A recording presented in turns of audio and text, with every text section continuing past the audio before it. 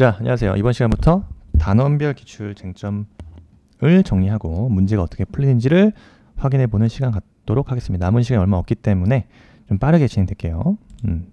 다음 법치행정부터 보겠습니다. 다음. 자, 법치행정 세 가지요. 법률의 법규 창조력, 법률의 유보, 그 다음 뭐죠? 법률 우위 원칙이에요. 일단 법률은 누가 창조합니까? 국민의 대표기관인 의회의 전속적 권한이다. 따라서 누가? 의회에서 제정한 법률만이 법규로서의 구속력을 갖는다는 게 법규 창조력이고요. 법률 우위 원칙은 뭡니까? 법률 우위 원칙. 법률 유보요. 법률 유보는 행정청의 행정권 발동에는 법률의 근거가 필요하다는 원칙을 말하죠. 그래서 행정에 대한 의회의 적극적 통제를 말한다. 그렇지만 적용 영역에 있어서는 견해 대립이 있습니다. 그래서 의회가 행정의 전 영역에 적용이 된다. 그러면 권력 분립의 소집이 있다. 권력 분립 위반의 소지가 있다 이거죠. 그래서 전 영역의 그 적용 영역에 대해서는 견해의 대립이 있을 수밖에 없겠죠. 그래서 법률 유보는 법치주의의 적극적 기능이다라고 합니다. 법률의 적극적 기능이다.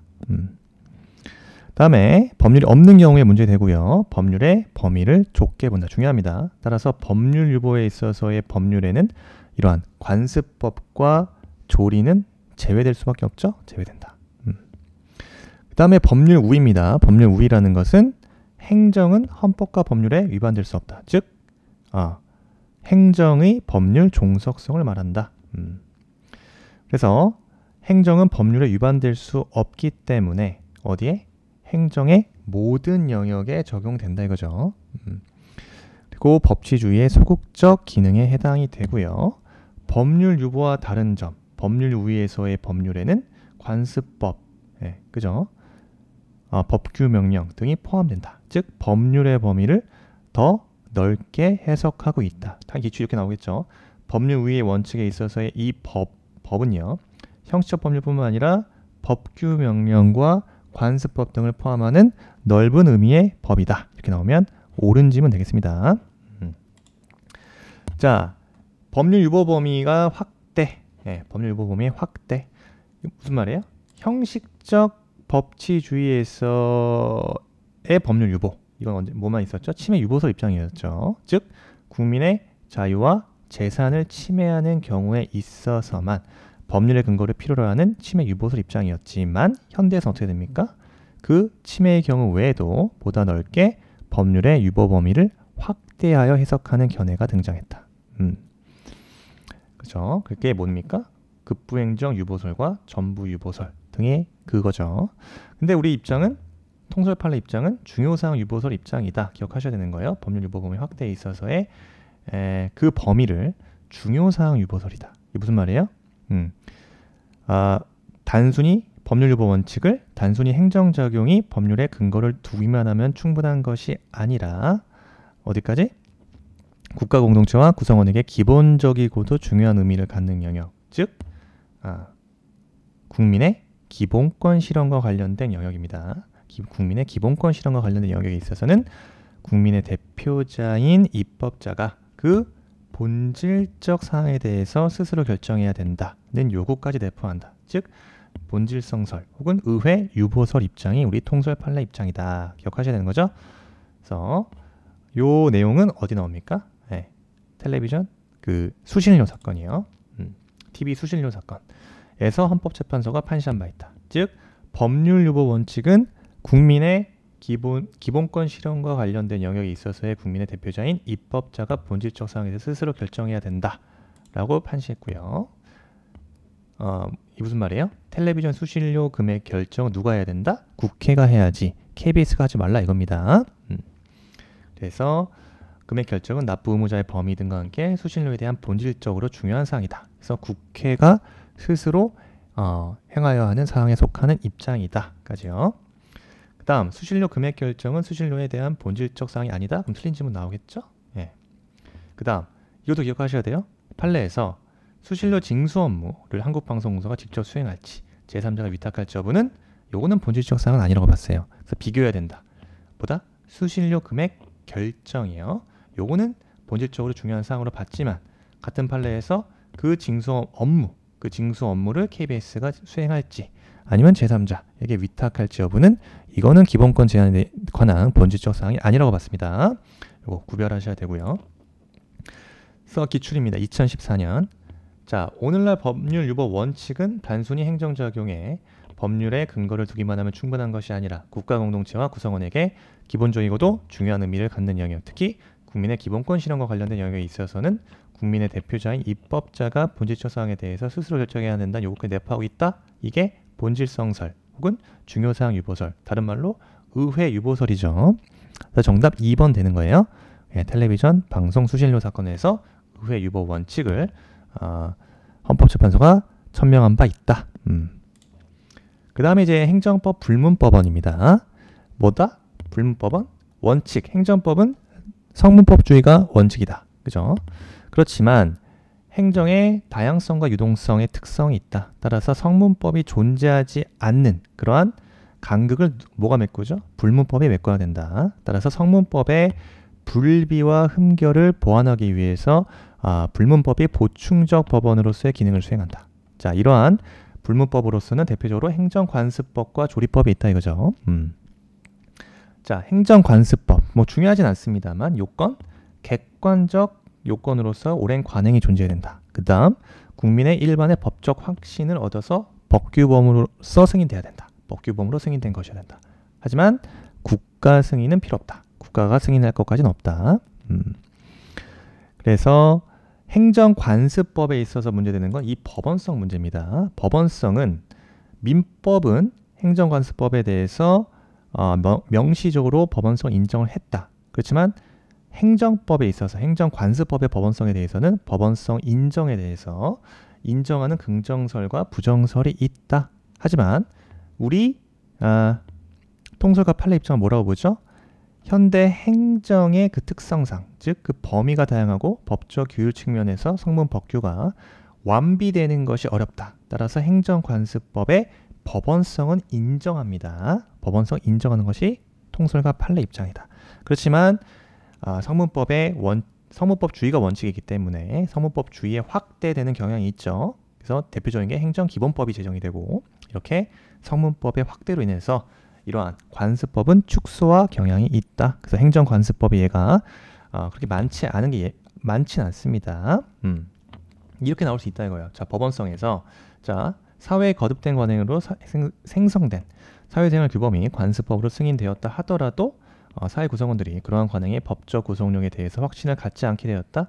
즉 주관적 요건이 필요하다고 했죠. 국민의 일반적 법적 확신이 요구되는데 이러한 주관적 요건, 즉 법적 확신에 대해서 구속력에 대해서 확신을 갖지 않게 되었다면 그러한 관습법은 법적 규범으로서의 효력이 부정된다. 이거 옳은 지문이에요. 그래서 행정관습법 효력에 있어서 여러분 보충적 효력설, 개폐적 효력설의 대립이 있다. 그렇지만 우리 통설과 판례는 행정의 성문법주의 원칙상 성문법이 없는 경우에만 관습법이 보충적으로 적용되는 보충적 효력설이 통설과 판례라는 거 기억하셔야 된다. 이 정도 기억하시면 돼요. 그 다음 판례법. 판례법이 뭡니까? 네, 법원의 판결이에요. 법원의 판결이 행정사건의 분쟁을 해결함을 목적으로 하는 것이지만 그 판단 과정에서 추상적인 행정법규를 구체화하고 명확히 하여 무엇이 법인지, 무엇이 법인지, 즉 재판의 준거가 될 때, 이때 법원으로서 효력을 갖게 되는 것을 판례법이라 한다 이겁니다. 그래서 동종 사건에 대한 재판의 준거가 될 때 법원으로서의 효력을 갖게 되는 것이다. 어디서 인정하죠? 미국같이 영미법계는 선례 구속의 원칙을 엄격하게 적용한다 이거예요. 영미법계 같은 경우는. 근데 우리나라가 영미법계는 아니죠. 우리나라는 대륙법계, 즉 성문법주의를 따르고 있다 이겁니다. 따라서 영미법계는 상급심 판결이 하급심을 구속할지라도 대륙법계의 경우에는 성문법주의에 따라서 선례 구속의 원칙이 확립되어 있다고 보지 않죠. 따라서 그리고 판례도 변경 가능하다. 판례도 변경 가능하다. 따라서 판례의 뭘 인정할 수 있다? 사실상 구속력은 인정이 되지만 그래서 사실상 구속력은 인정될지라도 법적 구속력은 없다고 본다 이겁니다. 그래서 직접적인 판례의 법원성을 우리나라는 인정하고 있지 않는다. 그래서 법원성 부정설이 통설이에요. 그래서 자, 부정설, 즉 인정설, 법원성 인정서 입장에서는 야, 법원조직법 8조를 봐라. 뭐라고 나와 있냐? 법원조직법 8조에는 자, 상급법원 재판에서의 판단은 해당 사건에 관하여 하급심을 기속한다라고 나와 있다. 예. 그렇지만 이 부정설은 잘 보면 자, 상급법원 재판에서의 판단은 이 해당 사건, 해당 사건, 즉 뭡니까? 방해 사건에 하나여만 구속력이 인정된다. 라고 명시되고 있지 않냐. 따라서 직접적인 법원성을 인정하고 있지 않는 것으로 본다 이거예요. 우리 대법원 판례도 대법원 판례 자체는 따라서 법원성 인정할 수 없고, 자, 사실상 구속력만이 인정된다. 라는 것이 우리 통설 입장이다 이거예요. 자, 그렇지만 자, 헌법재판소 위헌 결정의 법원성이에요. 요거는 헌법재판소 위헌 결정은 법원으로서 효력이 있다. 왜? 법률의 위헌 결정 자체는 법원, 그 밖의 국가기관, 지방자치단체를 기속하며 위헌 결정된 법률이나 법률 일반적으로 효력이 상실되기 때문에 헌법재판소 위헌 결정은 법원으로서 효력이 있다라고 봅니다. 대법원 판례는 부정된다. 기억하셔야 되고, 따라서 자, 문제 보세요. 행정법의 법원에 대한 설명을 옳지 않은 걸 골라라 하세요. 2016년도. 1번, 행정법의 일반 원칙은 법원으로서의 성격을 갖는다. 맞죠? 일반 원칙은 법원의 성격을 갖는다. 그 다음에 행정법에서는 헌법, 민법, 형법과 같은 단일 법전이 없죠. 이거 행정사 문제네요. 없습니다. 그 다음, 물론 행정기본법이 이제 제정이 됐기 때문에 이런 지문은 나오기가 좀 그렇다. 어쨌든 단일한 법전이 없다. 이것도 유효한 문제예요. 맞습니다. 3번, 위법함 행정처분이라 하더라도 자, 수차례에 걸쳐 반복적으로 행해져 행정 관행이 되었다면 행정청에 대하여 자기 구속력을 갖습니까? 여러분, 이거 많이 봤죠? 행정처분이 수차례에 걸쳐 반복적으로 행해졌다 하더라도 그러한 처분이 위반이다, 위법한 것인 때에는 행정청에 대하여 자기 구속력을 인정할 수 없다고 보는 게 우리 판례 입장. 그래서 정답 3번 되겠습니다. 그죠? 4번, 대법원 판례가 법률 해석의 일반적인 기준을 제시하였다 하더라도 사안이 서로 다른 사건을 재판하는 하급심 법원을 직접 기속한다? 그런 건 아니다. 5번, 남북 사이의 화해와 불가침 교류 협력에 관한 합의서, 국가 간에 맺은 조약이 아니므로 국내법과 동일한 효력을 가지는 것은 아니다. 예. 자, 죄송합니다. 카톡 죄송합니다. 그 다음 문제요. 행정법 법원에 대한 설명 중 가장 적절하지 않은 걸 골라라.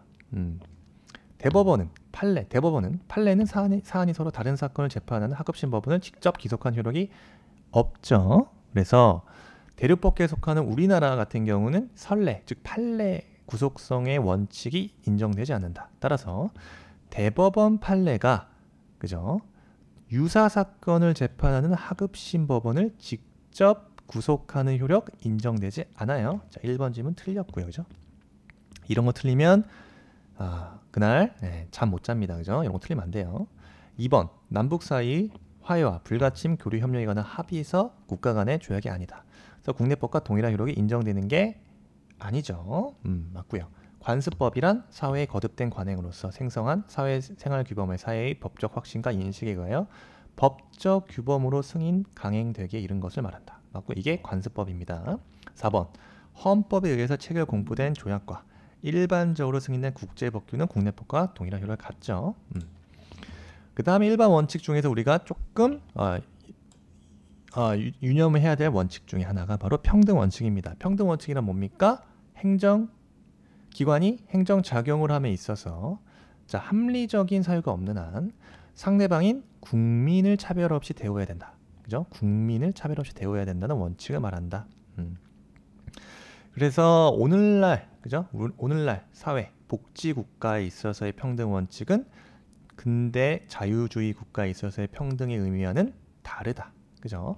자유주의 국가에서 있어서의 평등은 형식적 평등을 강조했다면 오늘날 현대 사회 국가에서는 사회적 약자의 보호의 필요성을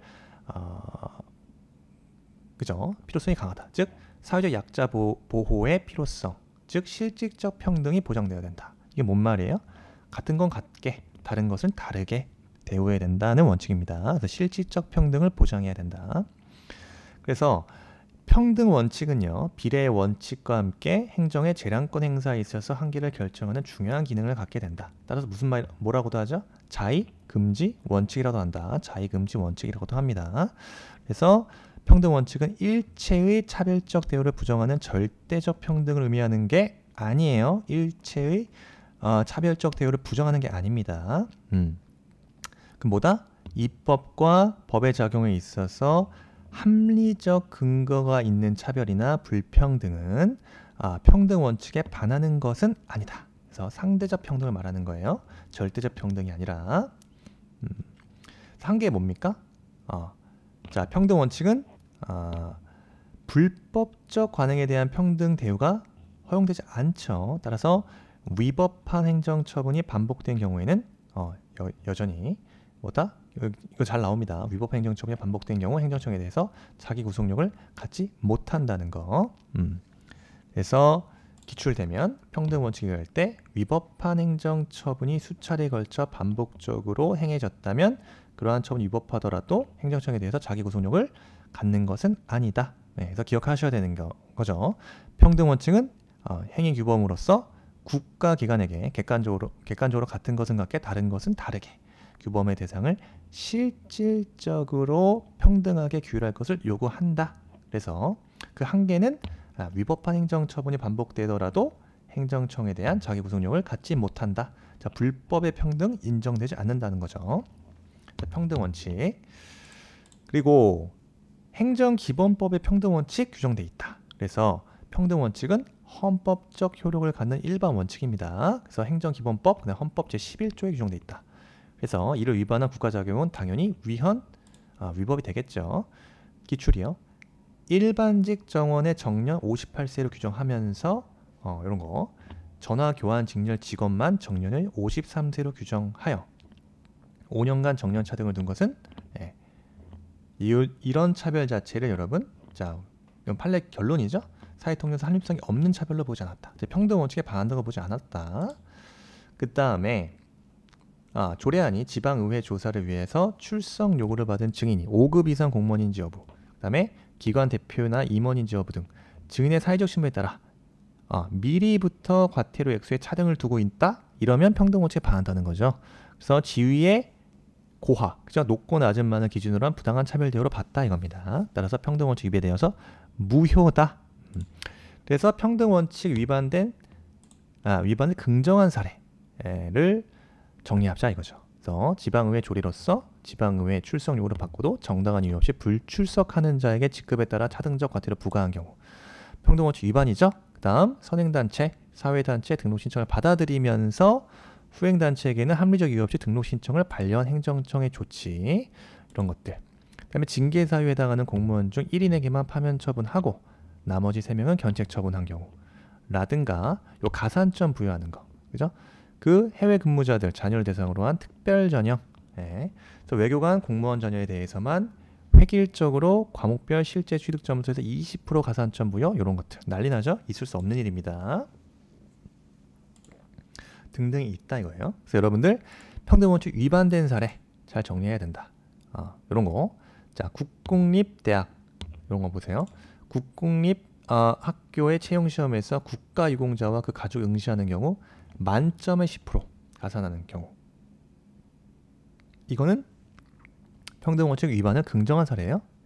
그렇지만 이거 보세요. 국가 유공자 등과 그 가족에 대한 가산점 제도는 입법 정책상 전혀 허용될 수 없다? 이게 아니에요. 이게 왜 평등 원칙을 반했냐? 자, 그 위헌성 어디에 있는 겁니까? 국가 유공자 등과 가족에 대한 가산점 제도 자체가 입법 정책에서 전혀 허용될 수 없는 것이 아니라 그 차별의 효과가 지나치다는 것에 기인한 것이다. 따라서 이렇게 나오면 틀린 질문 되는 거예요. 헷갈리시면 안 됩니다. 그래서 국가 유공자 등과 가족에 대한 가산점 제도 자체가 전혀 입법 정책상 허용될 수 없다 하면 틀린 질문입니다.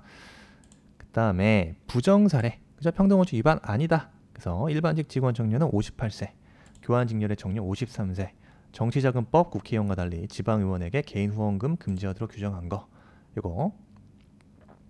그 다음에 지역 의료보험조합 정관에서 피보험자 생활 수준별로 구분한 등급, 이런 것들 평등 원칙 위반 아니다. 다음에 같은 정도의 비를 저지른 자들 사이에서 개전의 정이 있는 조합에 따라 징계 종류의 선택과 양정을 달리했다.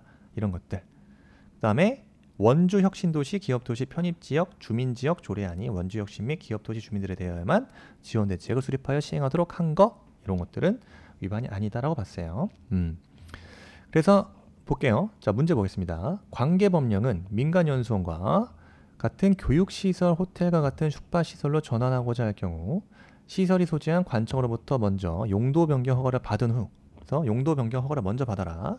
그 다음 숙박시설을 관할하는 관청으로부터 숙박업의 허가를 얻도록 규정하고 있는데, 자, 사례에서 옳지 않은 거. 자, 민간연수원을 소유하고 있는 갑은 용도 변경 허가를 거치지 않았다 이거예요. 아니하고 숙박시설을 관할하는 관청으로부터 곧장 숙박업 허가를 받아 상당히 많은 투자를 하여 영업을 하고 있다. 그죠? 그러면 뭐가 문제되는 거죠? 자, 옳지 않은 거. 자, 갑인 일단 여러분 갑 자체가 용도 변경 허가를 먼저 받아야 됨에도 불구하고 용도 변경 허가 없이 숙박업 허가를 받은 경우에요. 그렇다 하더라도 누굽니까? 자, 그런 경우인데 갑이 1번 숙박업 허가의 유법성을 알지 못한 것에 과실이 없다. 그럼 이익형량상 숙박업 허가에 대한 취소가 제한될 수 있다.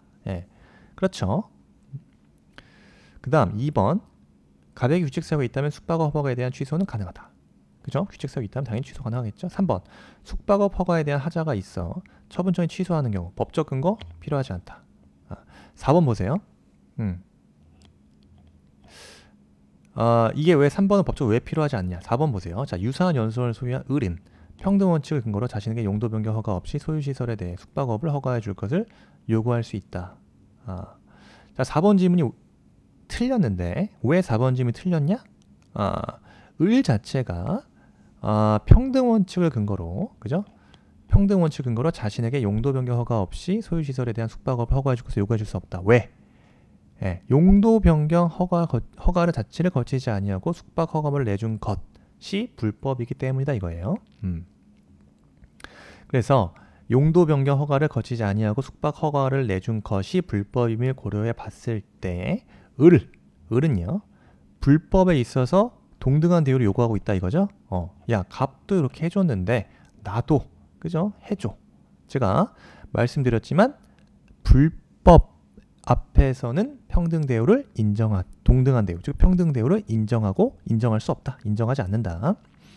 따라서 4번 질문처럼 평등 원칙을 근거로 자신에게도 용도 변경 허가 없이 소유시설에 대한 숙박업 허가해 줄 것을 요구할 수 없다. 불법에 있어서의 동등 대우 인정되지 않는다. 그래서 3번 질문도 마찬가지예요.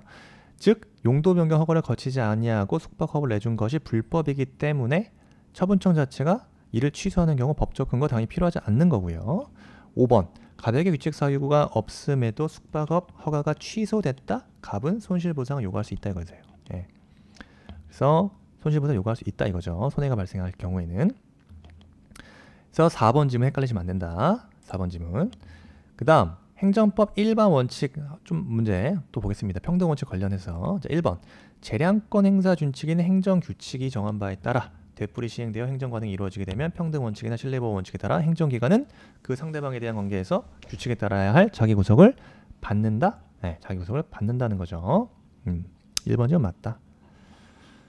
그렇지만 위법한, 근데 이러한 관행 자체가 위법하다면 자기구속력을 인정할 수 없다는 것까지. 그 다음 2번 지방자치단체 장이 사업자에게 주택사업계획 승인을 하면서 그 주택사업과는 아무런 관련이 없는 토지를 기부 체납하도록 하는 부과는 부당결부금지 원칙에 위반되어 위법하다.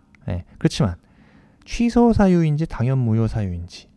그래서 우리 판례 뭐라고 합니까? 이런 경우에는 그 하자가 중대 명백하여 당연 무효라고까지는 볼 수 없다. 그래서 부관의 하자가 자체에 하자가 그 중대하고 명백하다라고 볼 수 없다. 그래서 당연 무효라고는 볼 수 없다고 본 사례죠. 2번도 요거 헷갈리시면 안 됩니다. 부당결부금지 원칙에도 위반되어 위법하지만 당연 무효는 아니다 라는 것까지. 2번 지문. 그래서 옳지 않은 거 고르라 했죠. 옳지 않은 거 당해물이라고 볼 수 없다. 이게 맞는 지문이죠? 예, 당해물이라고 볼 수 없다. 3번 조례안이 지방의회의 조사를 위하여 출석 요구를 받은 증인이 5급 이상 공무원인지 여부, 기관의 대표나 임원인지 여부 등 증인의 사회적 신분에 따라 미리부터 과태료 액수에 차등을 두고 있는 것은 평등 원칙에 위반된다고 보죠? 예, 틀렸다 이겁니다. 그래서 판례 입장 이유, 결정 이유를 보면 증인의 사회적 신분에 따라 과태료 액수에 차등을 두고 있는 것 평등 원칙에 위반된다고 봤죠. 3번 질문 틀렸다. 4번 병무청 담당 부서입니다. 병무청 담당 부서의 담당 공무원에게 공적 견해의 표명을 구하는 정식의 서면 질의 등을 하지 아니한 채 총무과 민원팀장에 불과한 공무원이 민원봉사 차원에서 상담에 응하여 안내해 준 것을 신뢰했다. 이러한 신뢰가 그죠? 우리 판례 뭐로 봅니까? 그러한 신뢰, 보호가치 있는 신뢰라고 볼 수 없다. 즉 신뢰보호 원칙이 적용되지 아니한다고 본 사례예요. 그래서 4번 좀 헷갈리시면 안 된다. 그래서 지금 대상이 누구죠? 담당 공무원에게 공적 견해 표명을 구한 정식 서면 질의를 하지 아니한 채 누구한테 했죠? 담당 공무원이 아니라 총무과 민원팀장에 불과한 공무원이라면 단순히 민원봉사 차원에서 상담에 응하여 안내한 것을 신뢰했다. 신뢰보호 원칙이 적용되지 않는다. 그래서 4번 지문 맞는 지문 되겠습니다. 헷갈리시면 안 돼요. 그래서 정답은 3번이고요. 그 다음에 부당결부 금지 원칙 정리하자. 그죠? 일반 원칙 중에 부당결부 금지 원칙. 의 뭐라 그런다? 행정청이 행정작용을 함에 있어서 그 행정작용과 실질적 관련성이 없다. 반대급부와 부당하게 결부시켜서는 안 된다. 실질적 관련성이 없는 반대급부와 부당하게 결부시켜서는 안 된다는 원칙. 그래서 행정청의 자의적인 권한 행사를 통제함으로써 국민의 권리를 보호하는 데 있다. 보호하는 기능이 있다. 그래서 부당결부 금지 원칙은요, 여러분, 이론적 근거는 이제 법치행정 자의금지 예측 가능성인데 행정기본법에 명시되어 있습니다. 그래서 13조에 들어왔다. 행정기본법 제13조에 부당결부 금지 원칙이 들어와 있다. 그래서 행정청은 행정작용을 할 때 상대방에게 해당 행정작용과 실질적 관련성이 없는 의무를 부과해서는 아니 된다. 다만 행정절차법에는 부당결부 금지 규정이 없어요. 행정기본법에 있다. 그 다음에 부당결부 금지 원칙에 있어서의 요건, 권한행사, 그 다음에 권한행사 상대방과 반대급부와 결부가 돼야 된다. 그죠? 그 다음에 이게 무슨 말이에요? 행정청의 그 권한행사, 즉 행정작용이 있어야 된다는 거죠. 그래서 그 행정작용과 상대방의 급부 사이에 실체적 관련성이 없어야 되는 거예요. 자, 공권력 행사와 반대급부 사이에 실체적 관련성이 없어야 된다. 여기서 관련성이란 뭡니까? 원인, 목적, 그죠? 원인적 관련성과 목적적 관련성이 있어야 된다는 말이다. 그죠? 그 다음에 행정기관의 권한 행사가 상대방의 반대급부와 결부돼 있어야 된다. 그래서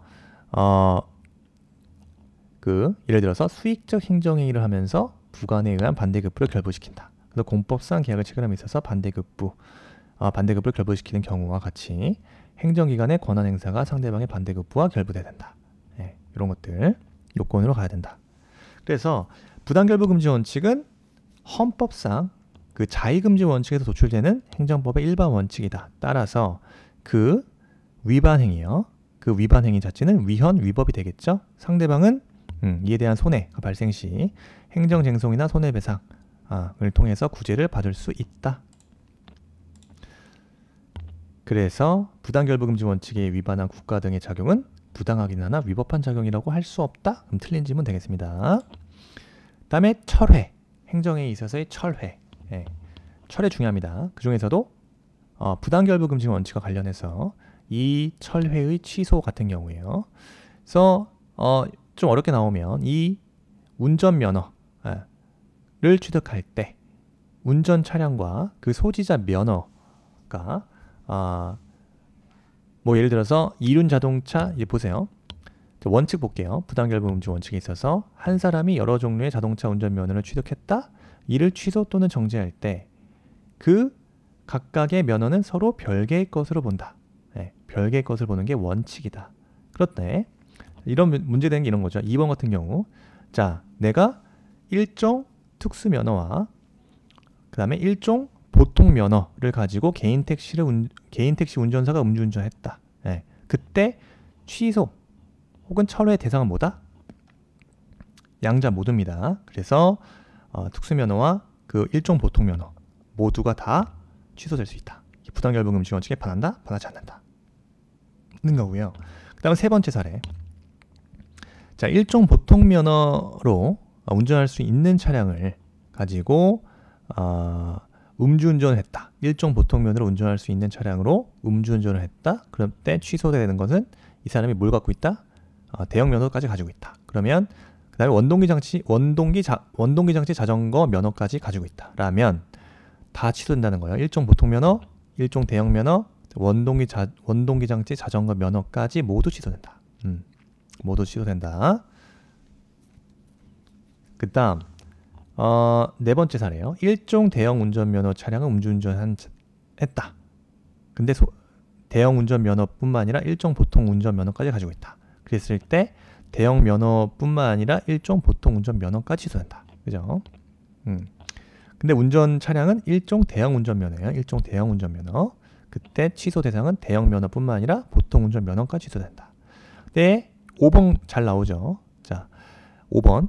2종 소형 면허를 가진 사람만이 운전할 수 있는 오토바이를 음주운전했다. 오토바이를 음주운전했다. 근데 이 사람이 소지한 면허가 일종 대형 면허, 보통 면허 가지고 있다.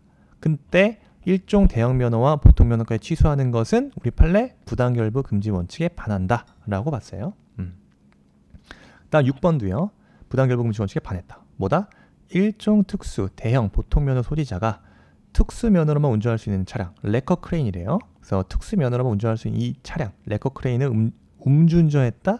그때 취소 대상은 일종 보통 면허나 대형 면허까지 취소할 수 없다. 그래서 일종 보통 면허, 대형 면허까지 취소하는 거 부당결부 금지 원칙에 반한다. 오로지 특수 면허만 취소 대상이 되는 거죠. 그래서 정리하자 이겁니다.